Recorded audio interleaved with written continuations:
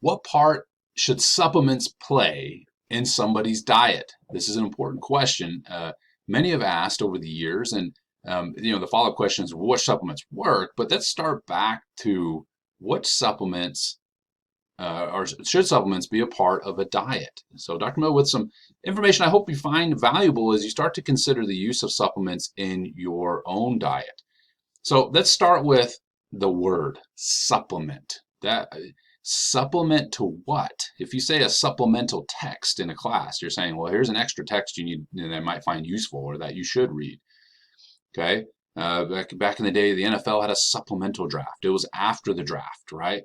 This was, athletes that declared later. And so supplement means in addition to something else, right? The supplemental text is in addition to the text for the course that you should read. Okay. So before we, sometimes I think we ask the wrong question. Is that, well, should supplements be a part of our diet? My follow-up question would be, what does your diet look like? If your diet is devoid of healthy food, quote unquote healthy food, meaning you don't have adequate amount of fruits and vegetables, you are not eating an adequate amount of protein. The protein sources you have, are fast food protein sources. Okay, they're heavily processed foods. This is your diet, or you're not eating enough. Okay, and you could. It's not an issue of your job is such that you can't, or start there.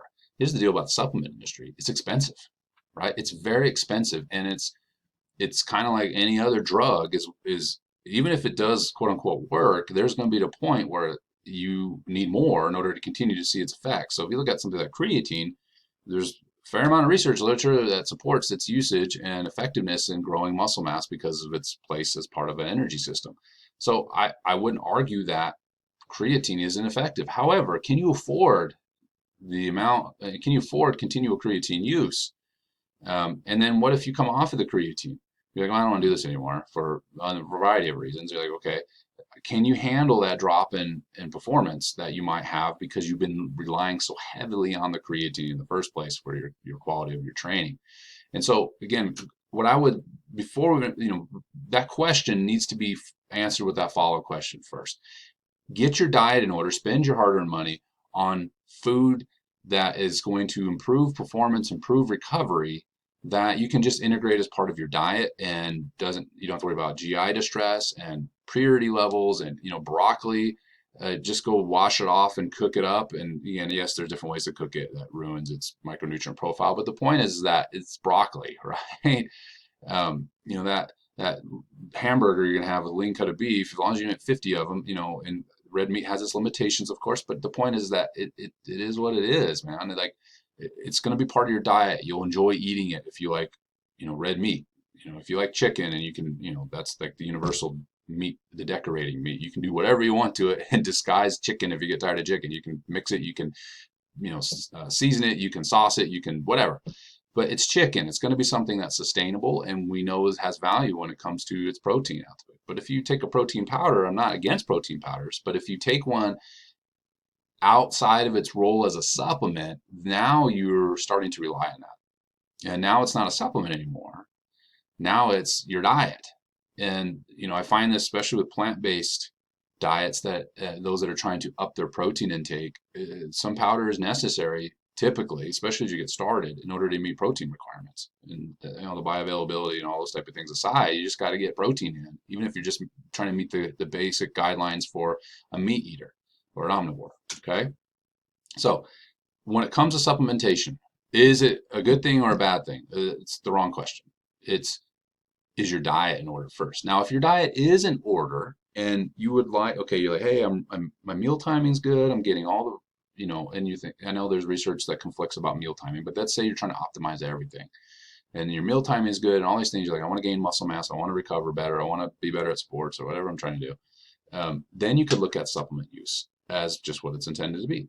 Okay, now you can take your creatine and build upon the diet you already have that's in place that's going to provide better recovery. And now you're basically pushing a turbo button. You're adding an extra 2%, you're adding an extra 3%.